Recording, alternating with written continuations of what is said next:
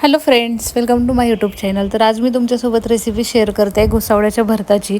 आमच्याकडे याला गिलके म्हणतात, तुम्ही काय म्हणतात नक्की कमेंट करून सांगा. तर त्यासाठी मी 3 गिलके घेतले, त्यांना कट करून घेतले, कुकरला लावून घेतले. अगदी 2 ते 3 थेंब पाणी टाकायचं आहे, चमचे. याला जास्त पाणी लागत नाही, पाणी नाही टाकलं तरी चालतं, याला पाणी सुट्टं गिलक्याला.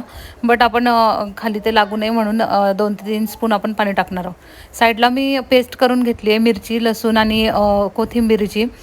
आणि आता कुकरची मी एकच शिट्टी होऊ दिली आहे, त्यातच हे होतात. एका शिट्टीनंतर कुकर थंड झाल्यानंतर पाणी काढून घेतलं, त्याला टेस्टने स्मॅश करून घेतलं. नंतर कढईमध्ये तेल गरम करून त्याला जिरे मोहरीची फोडणी घालून लसूण आणि मिरचीची जी पेस्ट बनवली होती ती घातली. त्यात लसूण घातला थोडा अजून चिरून आणि कढीपत्ता घातला आहे. त्याला फोडणी देऊन त्यामध्ये आपण ते स्मॅश केलेलं गिलके ते घातलं. नंतर साईडला मी तेल गरम करून त्यामध्ये शेंगदाणे घातले. ते गरम झाल्यानंतर याला वरून तडका दिला शेंगदाण्याच्या याचा. नंतर कोथिंबीर घालून आपलं भरीत तयार आहे. थँक्स.